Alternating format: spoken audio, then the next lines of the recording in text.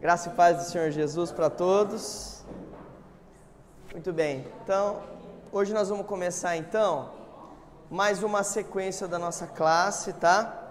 O propósito esse ano é a gente tentar fazer um estudo da Bíblia toda em um ano, tentar passar por todos os capítulos, todos os livros da Bíblia e tendo o enfoque do que esses livros têm a dizer a respeito da família, tá? Então, vai ser diferente do que a gente está acostumado a estudar aqui. A gente sempre tem uma classe temática. Não vai deixar de ser temática, mas nós vamos ter um pouco mais de contato no sentido de você manusear a sua Bíblia. Então, como que nós vamos proceder? Nós vamos proceder da seguinte forma. Nós vamos pegar a Bíblia e a partir de Gênesis nós vamos começar a caminhar nela. Por isso que o tema da classe se chama Em Busca da Família na Caminhada Bíblica, tá certo? Então o nosso objetivo principal dessa classe para esse ano, e eu queria muito que você prestasse atenção nisso, o nosso objetivo principal é nós realmente fazermos uma escola dominical. Seus filhos vão na escola? Você vai na faculdade? Você vai na escola? Sim. Como que funciona a escola? Você vai, tem um contato com uma matéria e quando chega em casa, o que você tem? Tarefa, dever de casa. Então, aqui, você também vai ter um dever de casa. A diferença é que aqui nós não estamos lidando com criança. Então, eu não vou chegar e falar assim... Lu, você estudou? Arildo, você leu? Gustavo, você viu tudo? Leu todos os capítulos? Não, ninguém vai fazer isso. Cada um vai se supervisionar. Então, você vai perceber que o nosso material que a gente fez, esse ano também vai ser uma coisa bem bacana. A aula de hoje, o Paulinho vai disponibilizar segunda-feira no site da igreja. Todas as aulas vai ter material, todas. Tá? Então, como que vai ser o material? Você vai entrar no site da igreja. Eu estou com todo esse aparato aqui, por quê? Vamos supor que você não veio na aula e você queria tentar ver o que foi falado, escutar tudo. Nós vamos gravar a aula, não só com a imagem, mas com o som, para ficar com uma qualidade melhor, para você poder aprender, estudar. E na sua casa você vai ter o PDF, que é o escrito. Então, toda aula vai ter um escrito para você estudar. A vantagem é de você fazer o estudo também em casa, e às vezes você conhece alguém que quer divulgar o trabalho da escola dominical, quer convidar, mas a pessoa tem preconceito que vai. Você fala assim, então faz o seguinte, você não precisa ir. Assiste uma vez para você ver como que é, você vê que é diferente. A pessoa vai assistir, vai ter contato com o material, aí você insiste, mas tem que trazer. A segunda coisa que eu quero falar é o seguinte... Não é porque está tudo disponível no site que você não precisa vir. Você tem que vir. Por quê? Porque, em primeiro lugar, aqui você tem espaço para perguntar, para falar, para participar. Então, é muito importante que você venha para tirar suas dúvidas. Eu estou aqui como professor, mas eu não sei tudo. Vocês não fazem... Eu comecei a preparar essa aula às 9 horas da manhã ontem e eu acabei às 11h30 da noite. Por quê? Porque... Gente, fazer estudo bíblico é trabalhosíssimo. Então, você na sua casa também você vai ter trabalho para estudar, para ler. Se você vier na aula, você tem condição de aproveitar muito mais, mas muito mais. As nossas aulas, elas vão revezar os professores, tá? Vai ter aula que você vai me ver aqui na frente. Vai ter aula que você vai ver o Arildo aqui dando aula, tá? Vai ter aula que talvez o Paulinho dê aula aqui na frente. E pode ser que tenha aula que o pastor Célio dê também pra gente, tá? Nós vamos tentar fazer um rodízio para quê? Primeiro, para não sobrecarregar os professores. Porque às vezes, por exemplo, o Eduardo vai viajar, não tem aula. Não pode. A classe tem que continuar. A classe não pode ficar presa à minha programação. Não, a classe é da igreja, né? Então, a classe tem que continuar. E você tem que vir todo final de semana. Ah, Eduardo, não podia esse.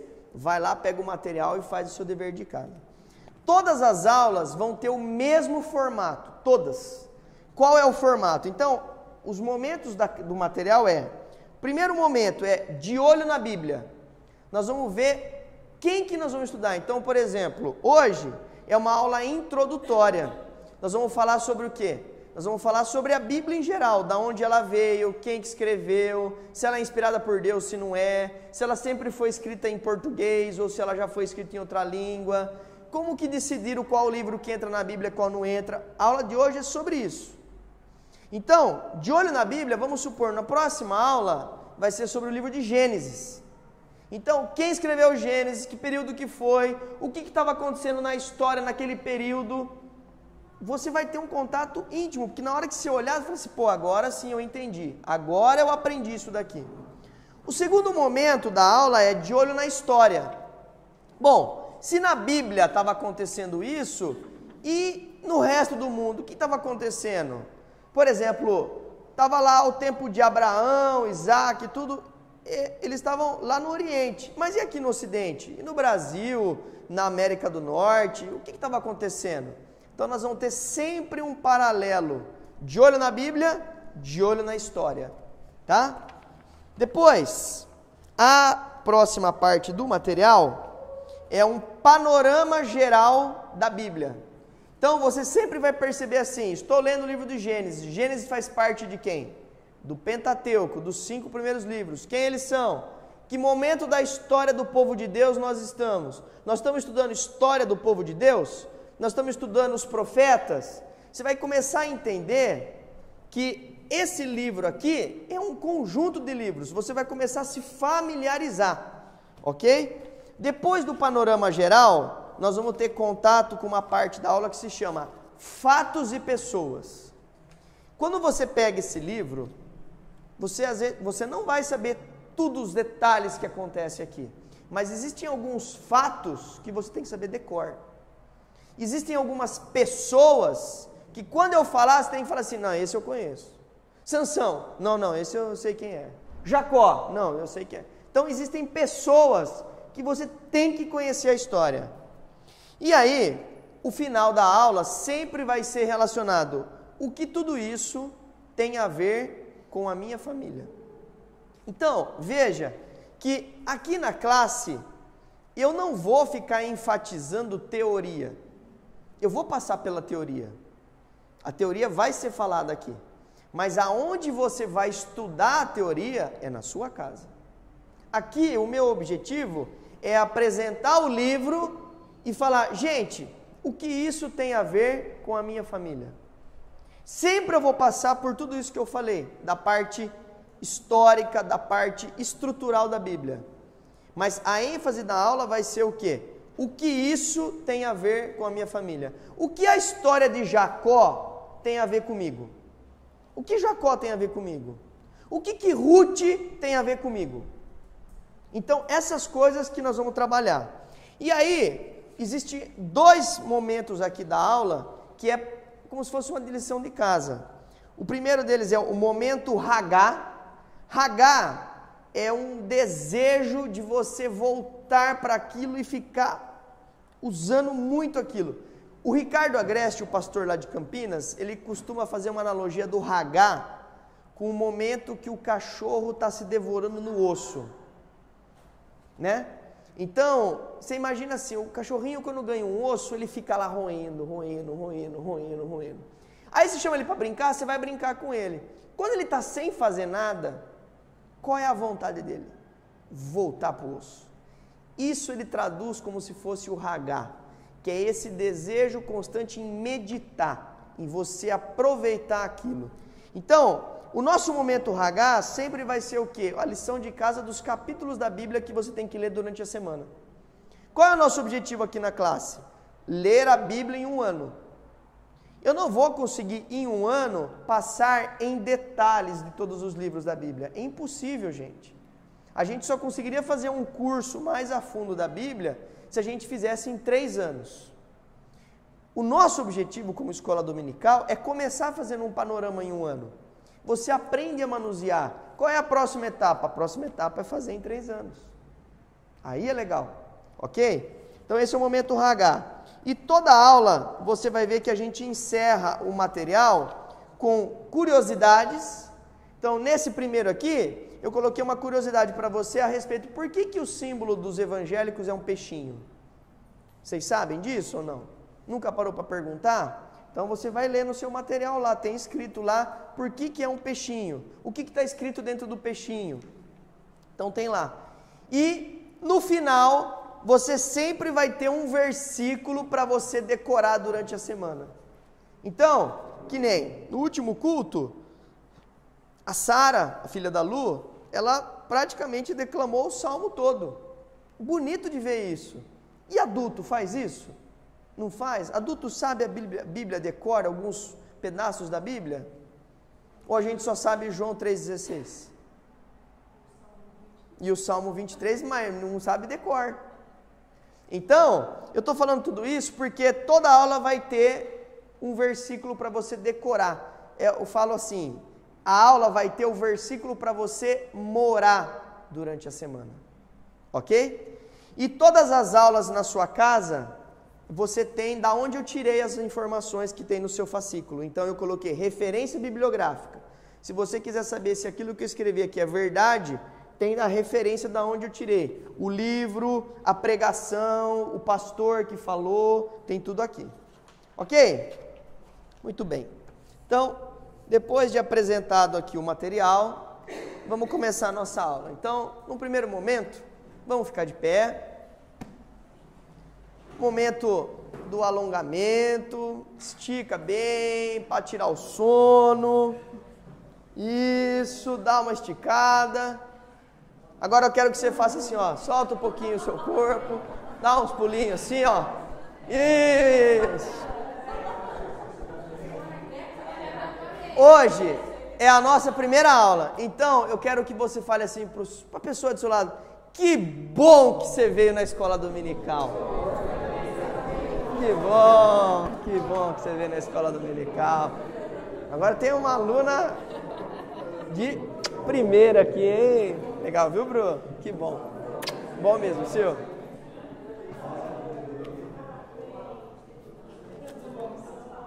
Muito bem, turma. Muito bem. Pode sentar. Depois desse momento aí de confraternização, vamos para o que interessa, né? Feche seus olhos. Prepara o seu coração. Porque por mais que a gente tenha teoria, nós vamos também meditar um pouquinho num texto aqui da Bíblia hoje, para a gente poder falar um pouquinho do que Deus tem a falar no nosso coração. Querido Deus, nós te agradecemos, Senhor, por essa manhã maravilhosa de escola dominical, Senhor. Agradecemos, Pai, porque temos a oportunidade de virmos livremente para a igreja e adorarmos a Ti, Senhor, sem sermos perseguidos, sem sermos obrigados, mas simplesmente porque nós te amamos, nós te desejamos e nós queremos cada vez mais saber um pouco da tua história, da história do nosso povo e saber um pouco mais de como que o Senhor pode se revelar para nós através desse livro, da Bíblia.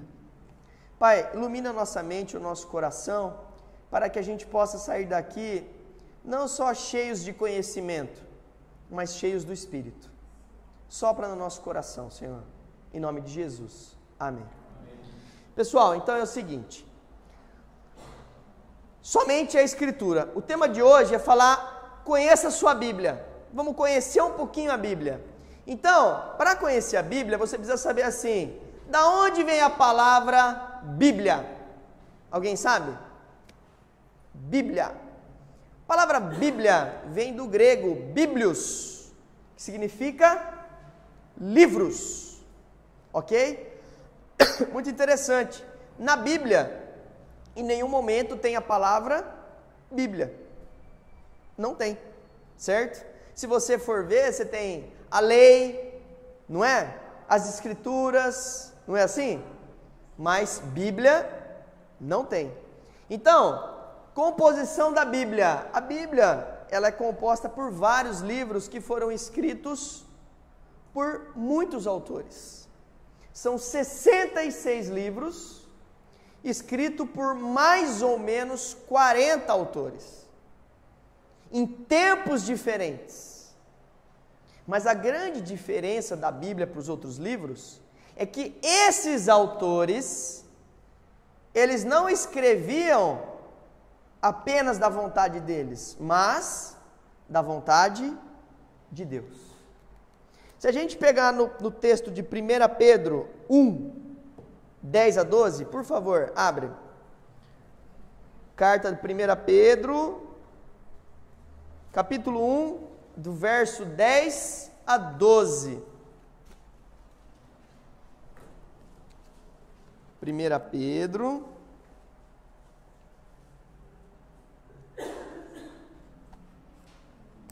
capítulo 1, verso 10 a 12. Acharam?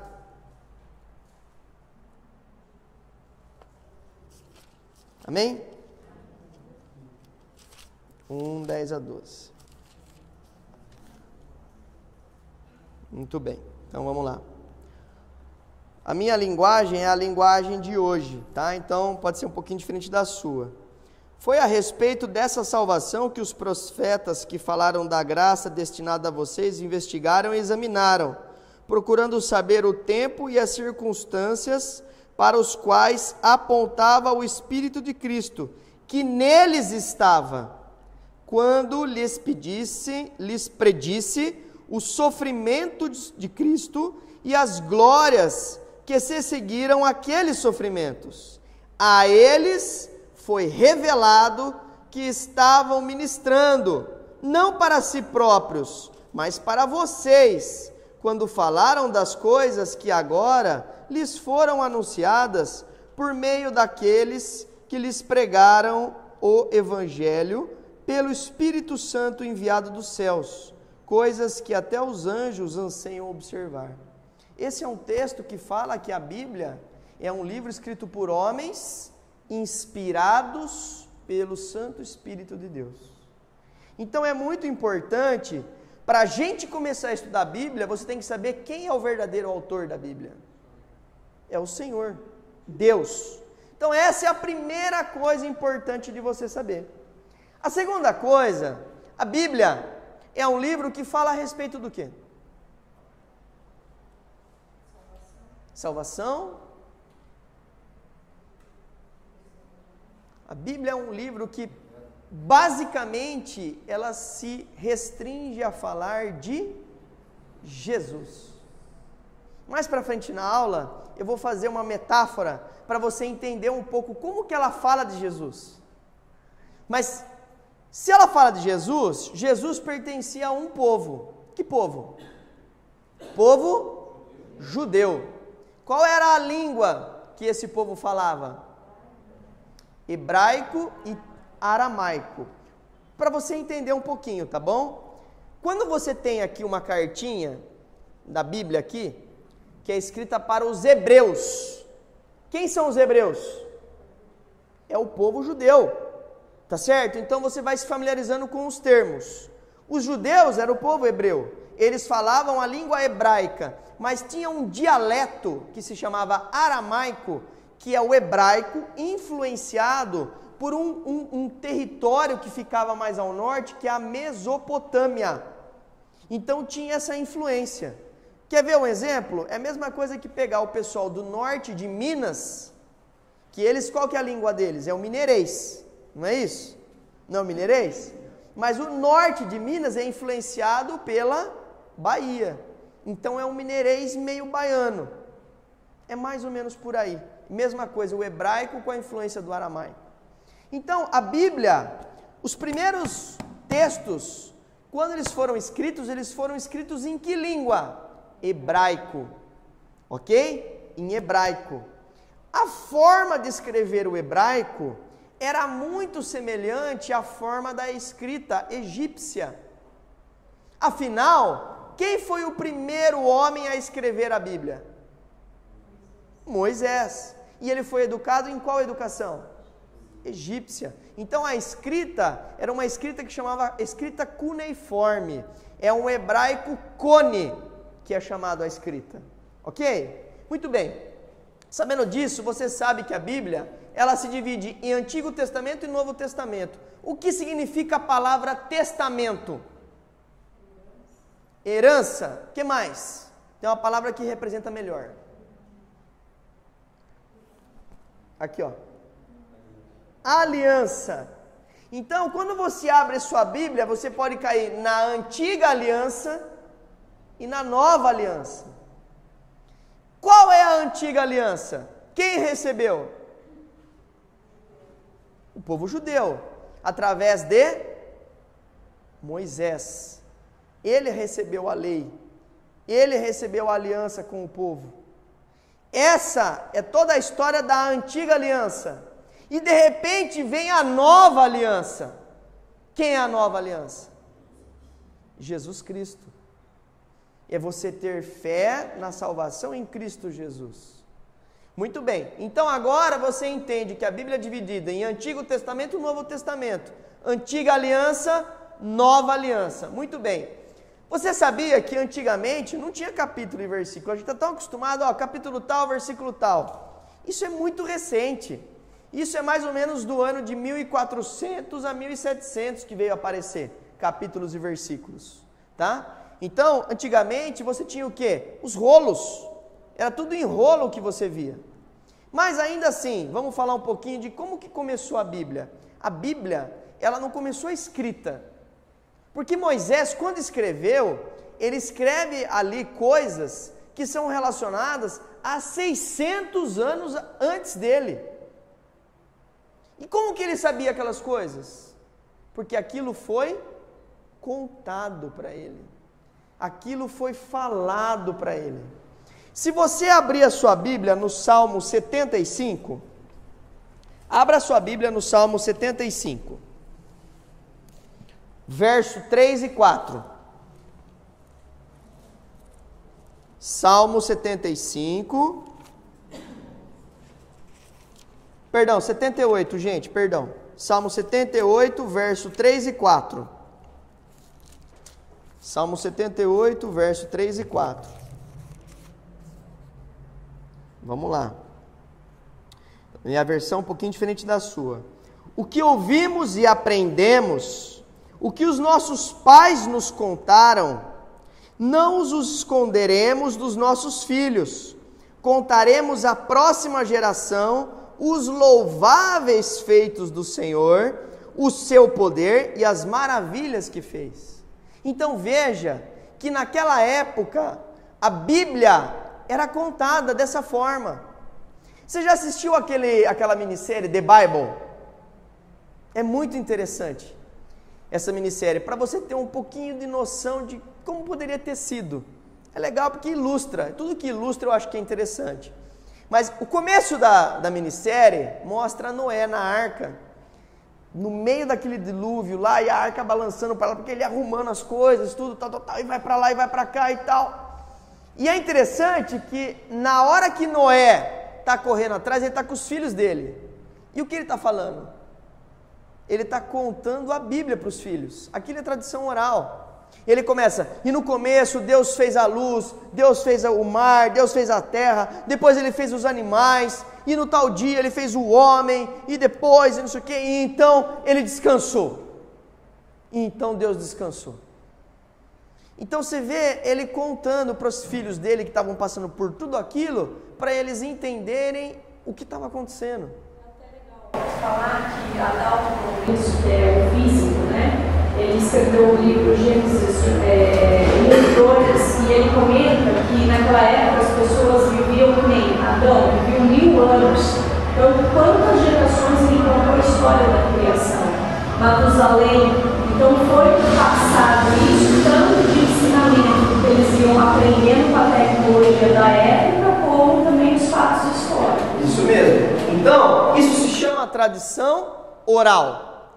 Mas, aí a gente já leu o Salmo, mas a tradição escrita, ela chega através de Moisés. Moisés, ele foi o primeiro escriba, foi o primeiro a escrever a Bíblia. E na sequência de Moisés, com todo o passar dos anos, o escriba mais famoso do povo judeu foi Esdras.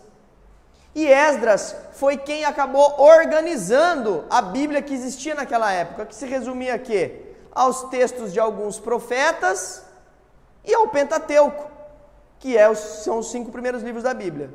Muito bem, mas agora para a gente saber da onde veio a escolha dos livros e tudo, a gente precisa entender um pouquinho essa palavra, que é o cânon. Então, o cânon, o que significa essa palavra? Essa palavra significa, cânon significa medida, regra, norma. Então, quais são os critérios que o povo que estuda a Bíblia escolheu para saber se aquele livro ele realmente era inspirado por Deus ou era um livro que não era inspirado por Deus, que era um livro escrito por homens? Então, primeira coisa, ele é apostólico. A segunda coisa, ele é ortodoxo. O que é ortodoxo? Ele realmente segue doutrina, ele é coerente com a doutrina que a gente segue. Ele é universal, ele é para um povo, só ele é para todos os povos. E por último, ele encorajou a vida das igrejas ao longo do tempo. Isso são alguns dos critérios do cânon. Existem mais, ok? Bom, então, a Bíblia hebraica, que é a Bíblia do judeu, a gente acha que Bíblia de judeu é simplesmente o nosso Antigo Testamento e acabou. E não é bem assim. É o Antigo Testamento, mas ele é organizado de forma diferente, a Bíblia do judeu. Então, nós temos aqui, essas 3 divisões, porque a nossa Bíblia veio da Bíblia deles. Então, a primeira parte é a Torá, que são os 5 primeiros livros. Quais são? Vamos lá. Gênesis. Muito bem. Então, eles compõem a Torá, que é chamada de lei. Lei.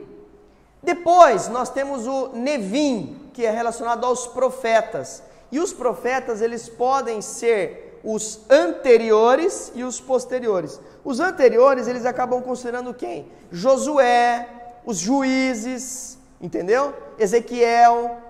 E os posteriores são os outros profetas, ok? E os outros livros, eles chamam de escritos, ou Ketuvim, que são os demais livros do Antigo Testamento. Muito bem.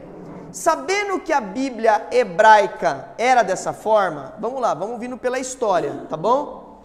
No período intertestamentário, então vamos lá, gente, vamos lembrar. Até Esdras, só tinham aqueles livros que a gente tem aqui. Gênesis, Josué, os livros de Samuel, Juízes, ok? Só tinham esses livros. Chegou em Esdras, eles falaram, bom, isso aqui realmente é o Antigo Testamento. Agora, a gente precisa definir o que vai ser a nossa Bíblia. Esse período intertestamentário, que período que ele é? Ele é de 300 anos antes de Cristo, então, imagina aqui, nascimento de Cristo, anda um pouquinho para cá, 300 anos antes de Cristo, até 70 anos depois de Cristo. Esse período aqui é considerado o período entre o Antigo e o Novo Testamento, tá? Foi nesse período que surgiu o cânon alexandrino, que é o concílio de Jâmnia, que foi o quê? A formação da Septuaginta, que são os 46 livros da Bíblia hebraica. Eles falam, peraí Eduardo, peraí um pouquinho, que 46? Não é 46, 39, não. Naquela época, a Septuaginta, que era a Bíblia escrita do hebraico para o grego, nessa época, qual era o povo que estava massacrando o povo judeu? Babilônia. Qual é a língua da Babilônia? Grego. Então, por isso que a Bíblia Septuaginta foi escrita em grego, ok? E eles acabaram adotando, inclusive, os livros que a gente considera apócrifos. Eles adotaram nessa época. Então, se você pegar a Septuaginta, que foi a primeira Bíblia mesmo, que está unida pelas linhas, tudo tal, mas era tudo escrito à mão, é a Septuaginta. Por que ela chama Septuaginta? Porque foram reunidos 70 judeus para compilar esse livro. Então, por isso que ela chama Septuaginta. Ok? Com isso, fez esse cânon alexandrino, que é essa decisão. O povo judeu ficou um pouco dividido. Teve gente que achou legal ter os livros apócrifos, teve gente que não achou legal. Porque os livros apócrifos, na verdade, nós vamos ter uma aula para falar só sobre eles. Mas eles retratam muito a história, mas eles não batem algumas coisas com a ortodoxia. A doutrina deles acaba fugindo um pouco. Por exemplo, o livro de Tobias, que é um dos livros, ele fala a respeito de purgatório. Existe o outro livro que, se eu não me engano, é Macabeus. Macabeus fala em purgatório, Tobias fala sobre obras, salvação apenas por obras. Então, isso começou a dar problema no povo judeu. Beleza, 300 anos antes de Cristo, nasceu Cristo, 70 anos depois de Cristo, nessa época, foi destruída Jerusalém. Foi destruída Jerusalém, e aí os judeus resolveram fazer um outro cânon, que é o cânon palestinense, que é um cânon chamado breve. Então, esse cânon é chamado de longo, esse é chamado de breve. E nesse daí eles formaram o nosso Antigo Testamento, os 39 livros. Ok? Até aí foi, gente? Está acabando a parte cansativa da aula, viu? Está acabando. Muito bem, em 367 depois de Cristo, Atanásio, que era um dos monges que escrevia, também era um escriba, tudo, ele soltou uma lista de 27 livros que sugeria o Novo Testamento. E essa lista foi aceita em 397, nesse cânon 47, que é o de Cartago III. Então, fechou a Bíblia aí. E aí ficou 39 livros e 27 livros. Muito bem. A Igreja Católica, que era uma facção desse povo judeu, ela tinha que se posicionar. Então, o que fez? O bispo Damaso, ou Damásio, quem chama, pediu para um vigário chamado Jerônimo escrever a tradução da Septuaginta. Então, primeira Bíblia escrita em hebraico, a segunda grego, traduzida daquela. O Jerônimo pegou a de grego e traduziu para o latim. Deu para entender? Essa se chama Vulgata Latina. Muito bem, e a partir daí começaram os monges a serem, as pessoas que estavam lá nos mosteiros, escrevendo, aí surgiu o scriptorium, que eram os quartos de ficar copiando a Bíblia, tudo. Quem assistiu o filme do Sean Connery, O Nome da Rosa? Vocês são velhos, hein? Certo.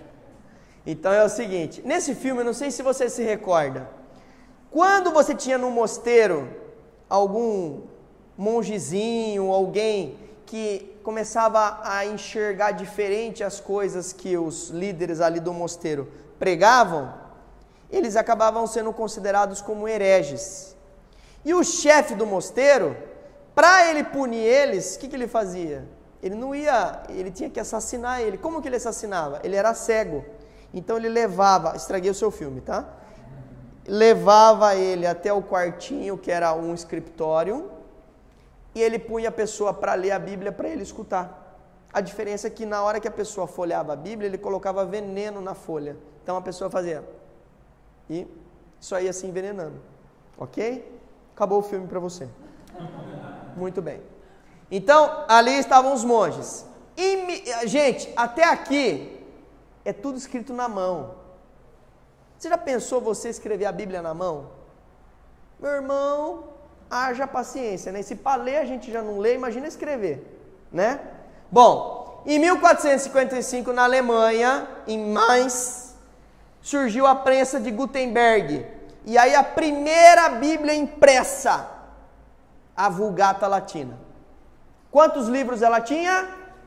46 no Antigo Testamento e 27 no Novo Testamento. Em 1534, bom, antes disso daqui, antes de chegar aqui, teve um inglês que chama John Wycliffe, que foi em 1300 e alguma coisa, na Inglaterra. Ele começou a pegar a Bíblia e começou a traduzir para o inglês, para as pessoas terem acesso.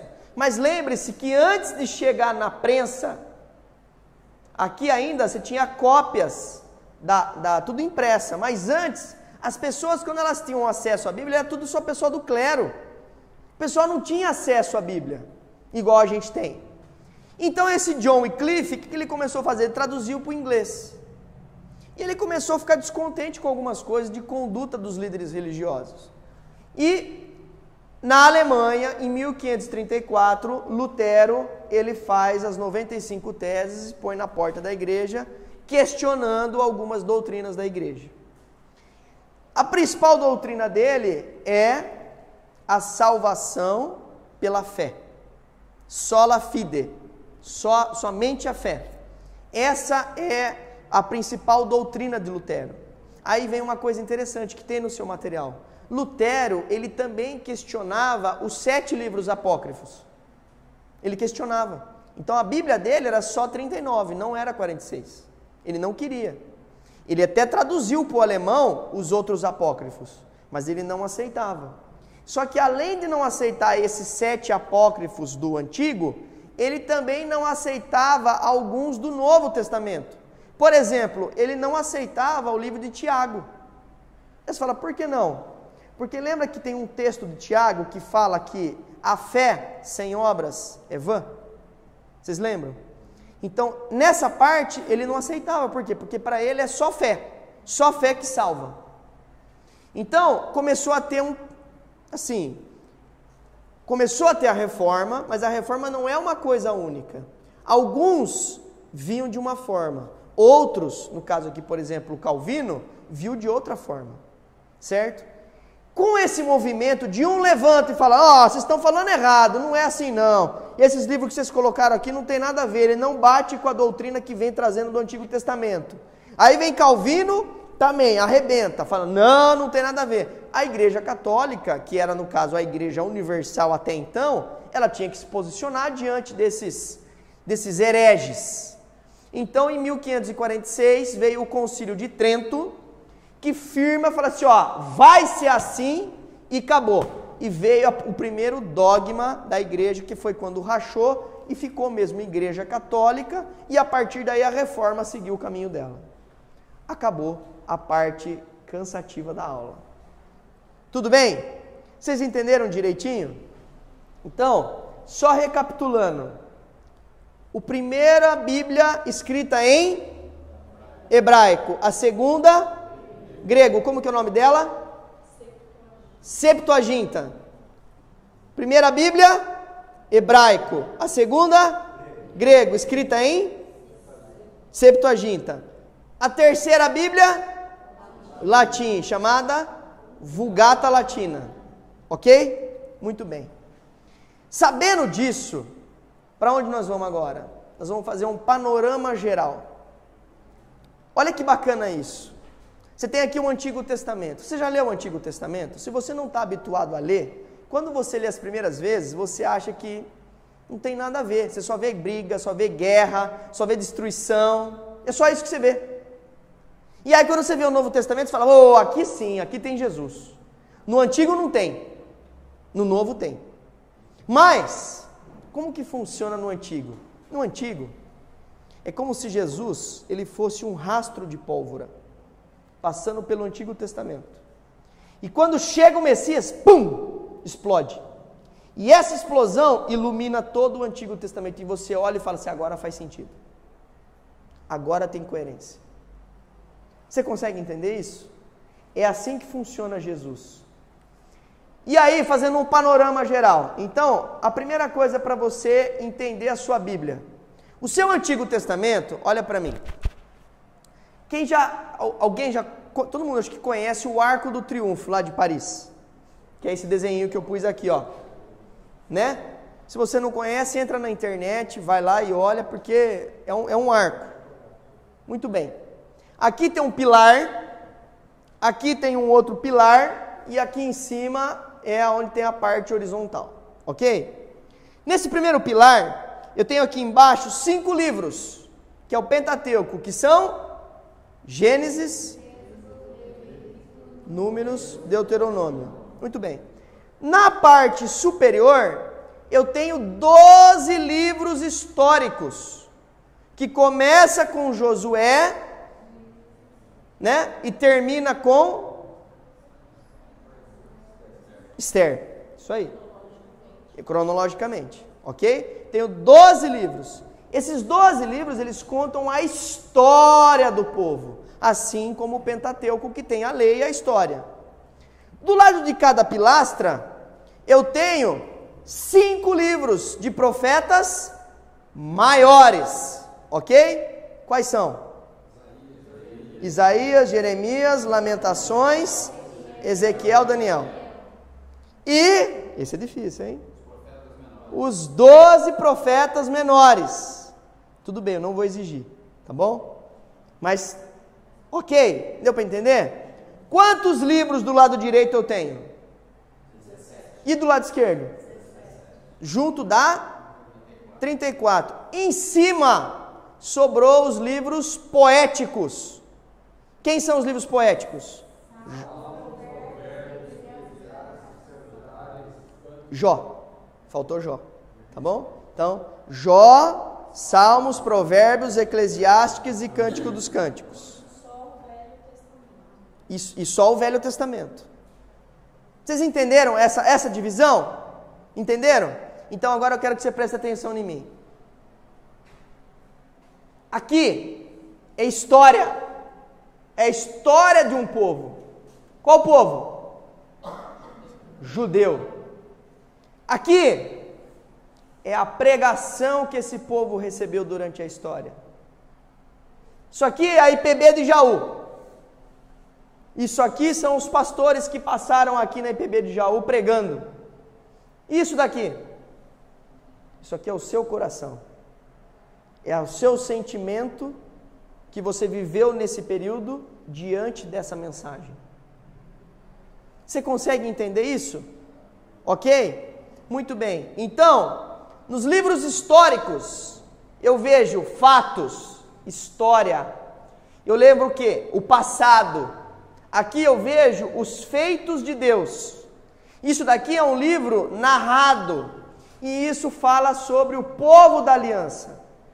Os poéticos falam sobre experiência, sentimento.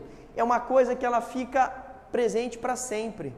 Quando você está aflito, você lê um salmo. Se você quer sabedoria para tomar uma decisão, você lê Provérbios.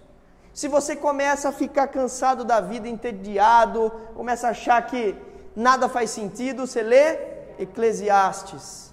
E se você está apaixonado, por exemplo, eu, eternamente apaixonado, todo dia de manhã, a primeira coisa que eu falo para ela é: amor, eu te amo. E ela fala o que para mim? Deixa eu dormir.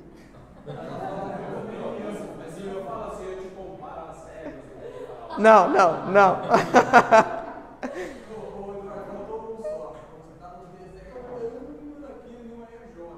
Ah, é verdade, é isso aí. Quando você está naquele dia mal, você lê Jó. É isso aí. Muito bem. Então isso daqui é a prática da aliança. É onde você descobre os caminhos de Deus. E por fim, os proféticos, ele fala sobre expectativa, sobre futuro, e fala sobre profecia e a vontade de Deus. Muito bem. Bom, vamos fazer um caminho aqui, ó.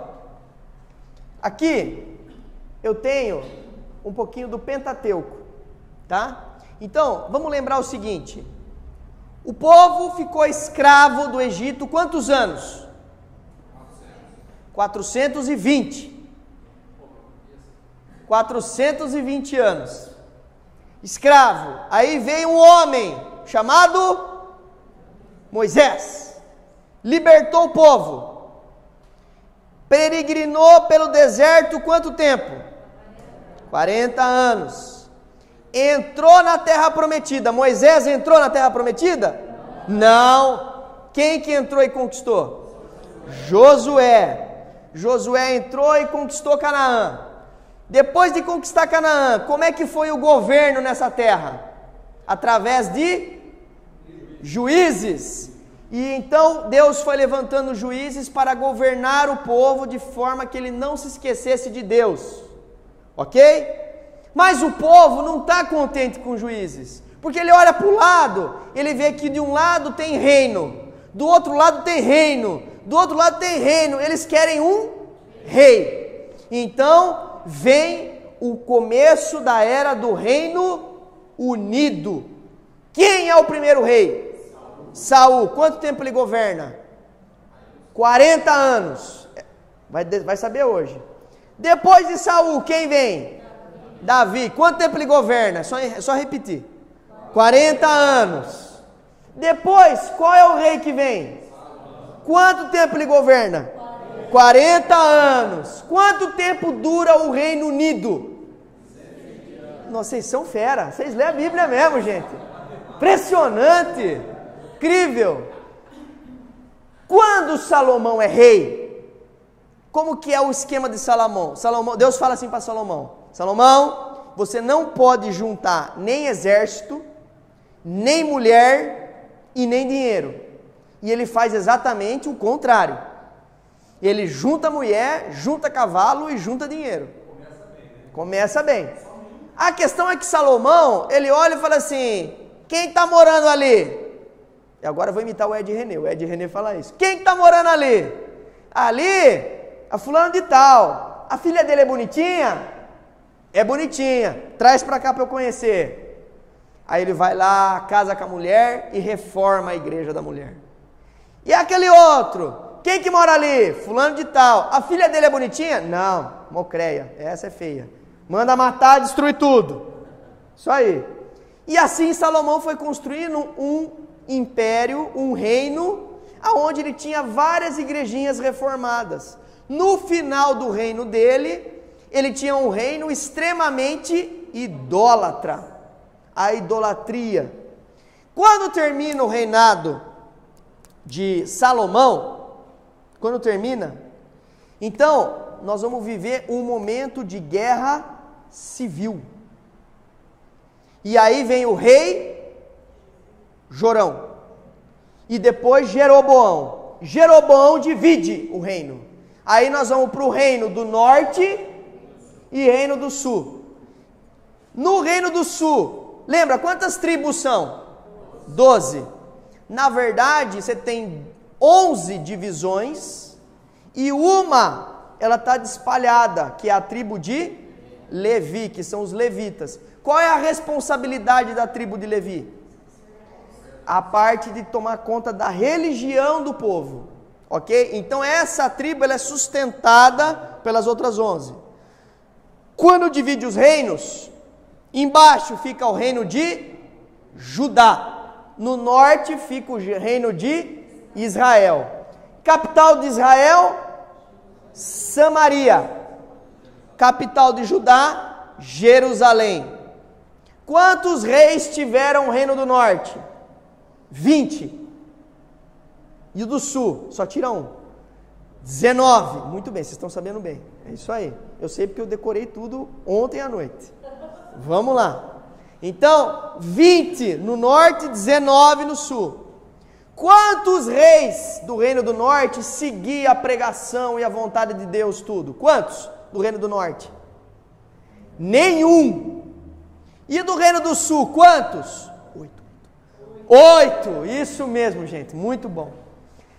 E a partir daí, nós vamos continuar seguindo a história, e você dividiu os reinos, tudo, e você conseguiu entender um pouquinho a história.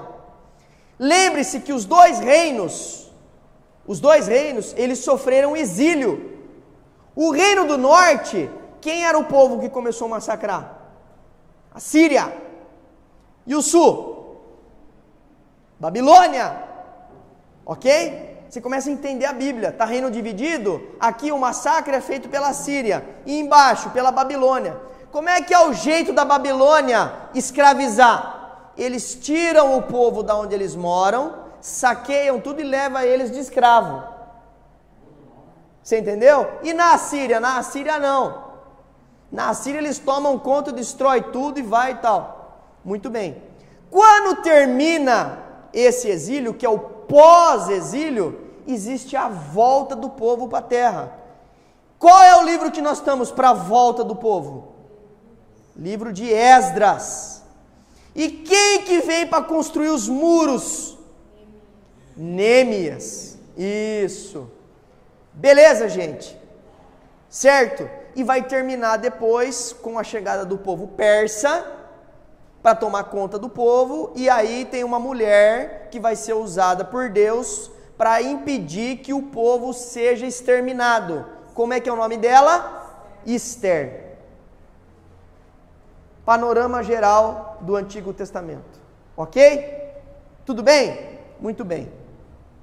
Novo Testamento. Isso aqui fui eu que inventei para você tentar entender. O Novo Testamento, eu quero que você entenda que ele é uma cruz. Ele tem 4 partes: os evangelhos,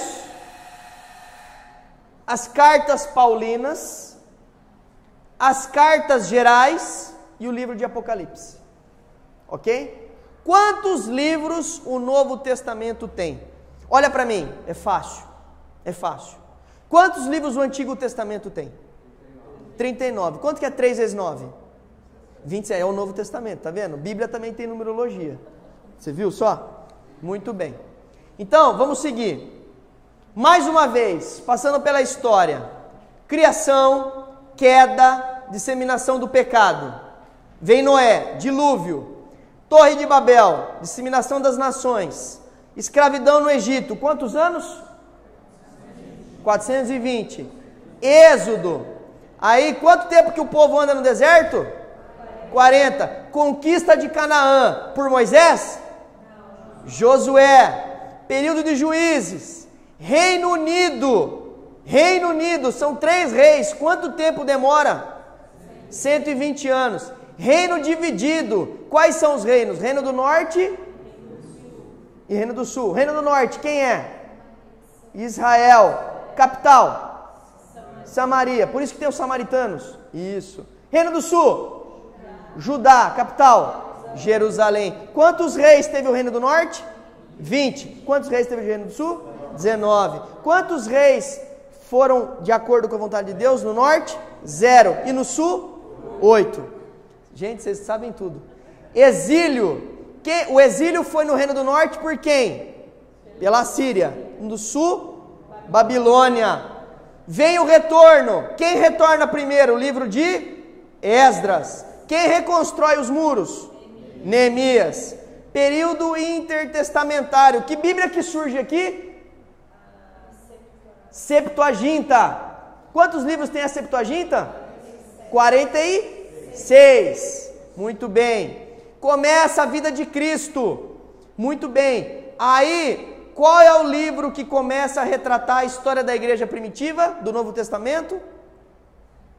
Se vem os apóstolos, vem depois as atitudes deles. Então vem o Atos dos Apóstolos. Aí começa a disseminação do conhecimento para as igrejas. Começa o conhecimento em Jerusalém e depois vai fora de Jerusalém. Então você vem Pedro, Paulo, João e o livro da Revelação. Muito bem. E aí, todas as aulas, nesse momento aqui, ó, o que isso tem a ver com a minha família? E aí, em toda aula que a gente estudar um livro, nós vamos ter que perguntar o seguinte: o que eu aprendi sobre o plano de Deus para a minha vida? Essa é a primeira coisa. A segunda coisa, o que muda do meu relacionamento com Deus? Deus tem um propósito para você. Segundo, como é que você está se relacionando com esse Deus? É próximo? É distante? Você abre a Bíblia só de vez em quando? Como que funciona? Deus conversa com você de que forma? Na Bíblia, em oração e através das pessoas. Você tem buscado Deus em uma dessas 3 vias? Ou em nenhuma? Como é que eu aprendo o meu relacionamento com a igreja? E como que eu faço o meu relacionamento de acordo com o que eu aprendi para o mundo? Como que é o meu comportamento fora da igreja, depois de ler a Bíblia? O momento Hagá para você na sua casa. E eu quero agora fazer uma pausa para você abrir no Salmo 119, no verso 97. Salmo 119, verso 97.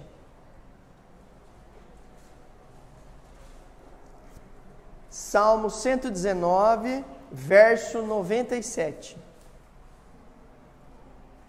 Quando que surgiu mesmo os capítulos e os versículos? No século 13 a 16. Isso. Legal, né, a gente decorar essas coisas, né? Essa é a sua lição de casa. Essa semana, você tem 7 dias para ler de Gênesis 1 até o 23. Se você quer ler a Bíblia em um ano. Domingo que vem vai ser aula em conjunto aqui no templo. É o único domingo que não vai ter a aula nossa aqui da nossa classe. É o único domingo. Depois, em todos os feriados, vai ter a classe. Tá? Esse próximo domingo a gente não vai fazer por conta do acampamento. Senão a gente vai competir. Às vezes tem pai que tem filho lá e que não vai visitar por causa da escola dominical. Então a gente não quer. Tá bom? Muito bem. Salmo 119, verso 97. Eu vou ler, a minha versão é um pouquinho diferente da sua.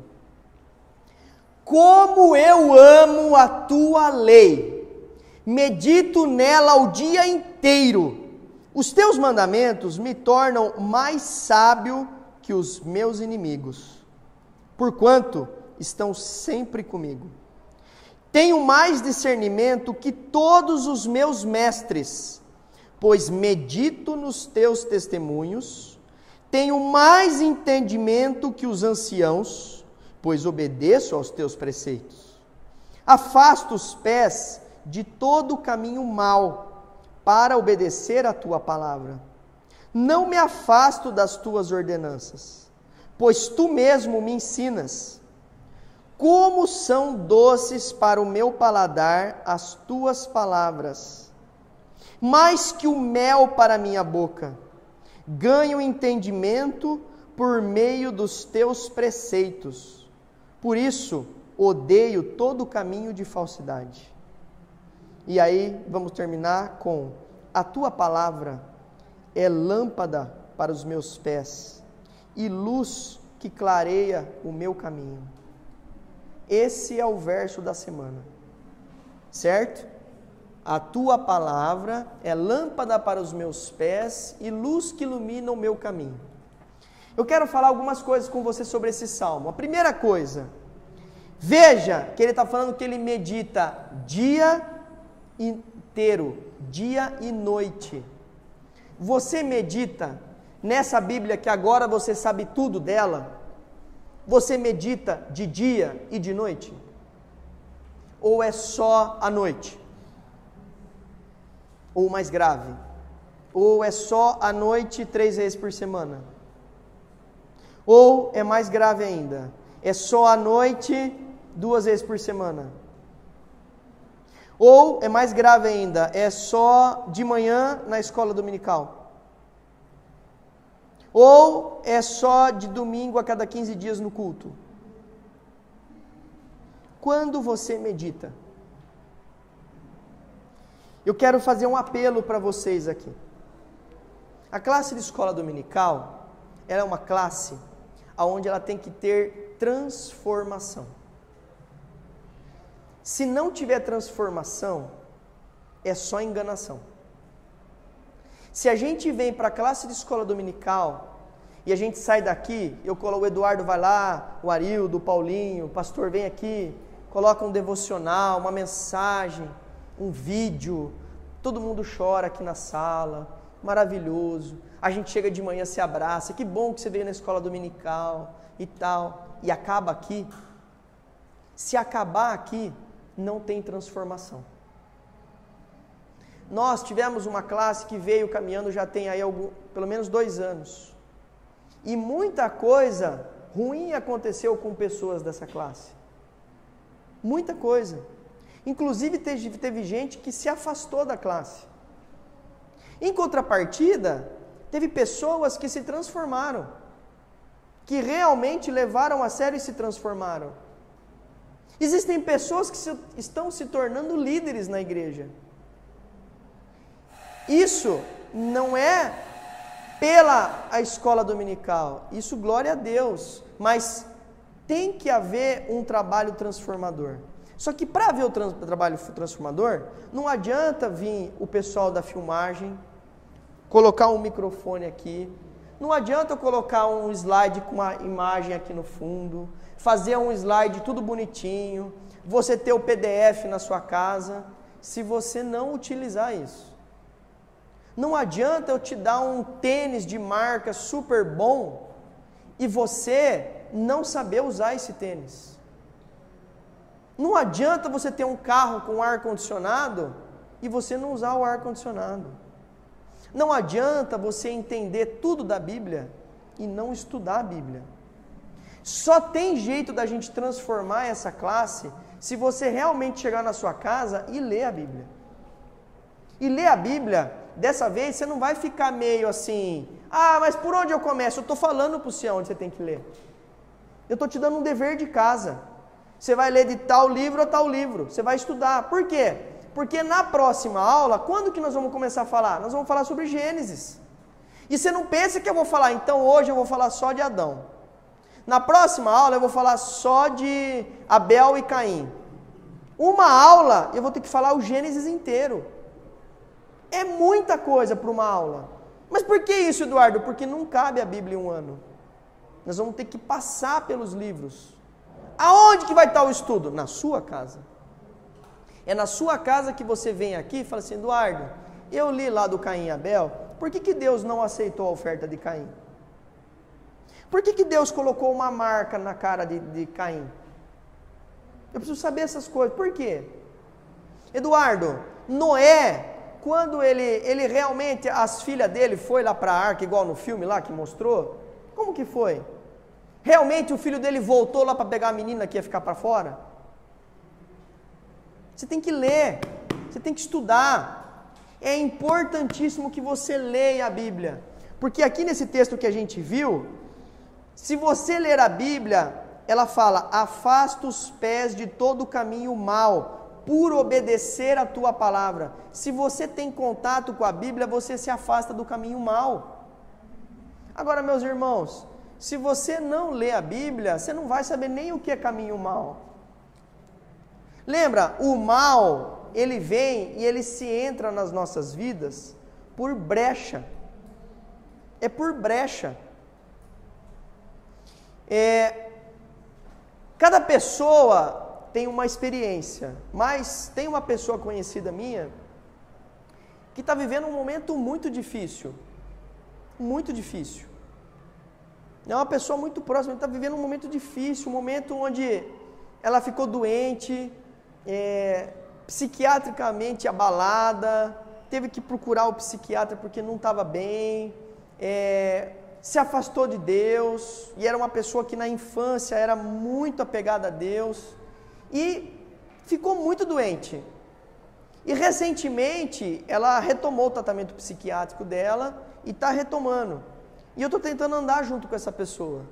E estou tentando falar de Deus.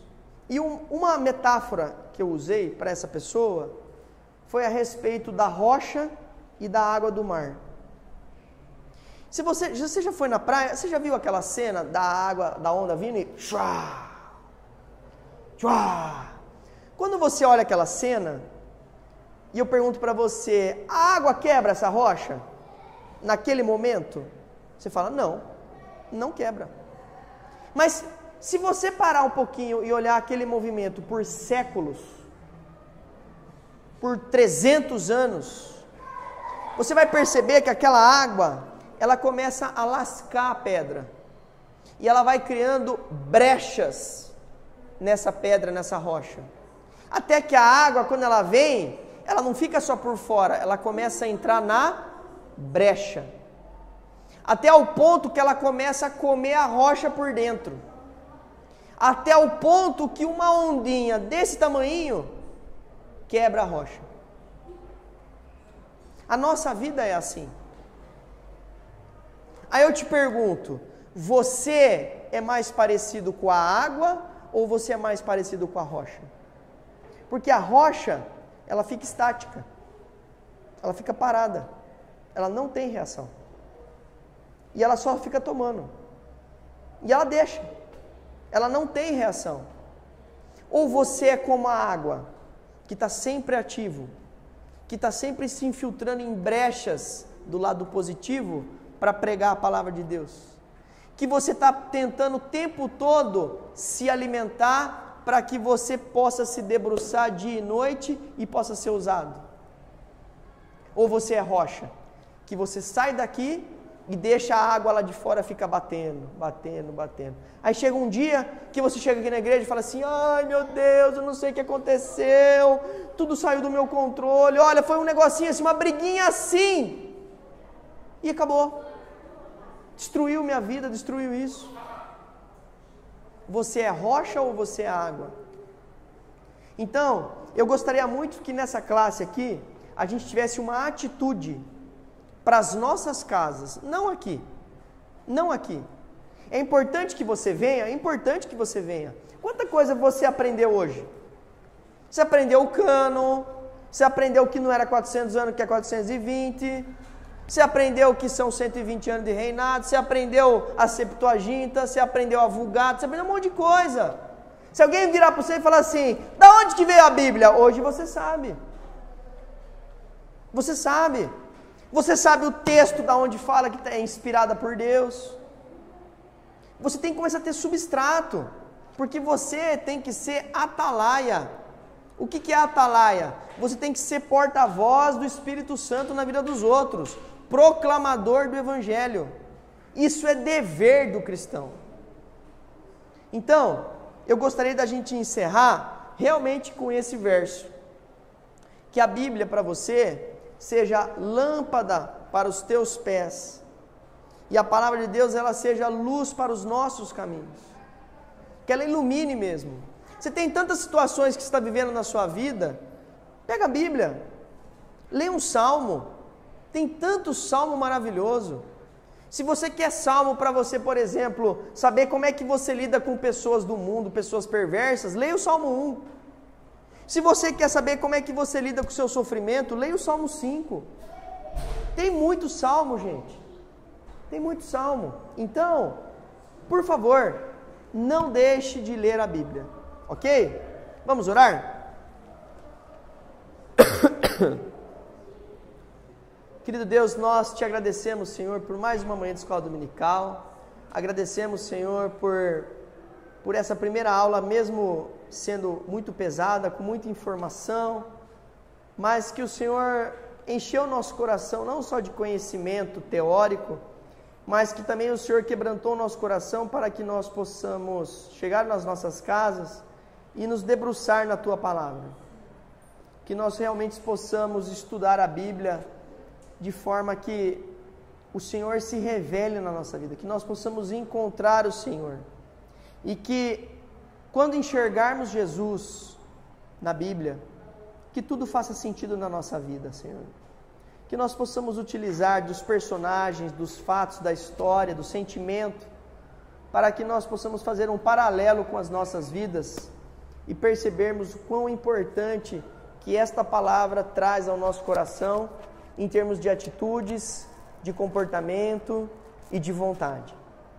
Obrigado, Senhor, por tudo que o Senhor tem feito até aqui. Fortalece a nossa classe de escola dominical, fortalece o Teu Evangelho, Senhor, para que nós possamos proclamar na vida daqueles ainda que não Te conhecem. E mesmo na vida daqueles que Te conhecem, Senhor, mas que estão distantes, que a Tua palavra possa funcionar como um cajado que resgata a sua ovelha. Te agradeço, Pai, por tudo. Fica conosco e nos abençoe, em nome de Jesus. Amém.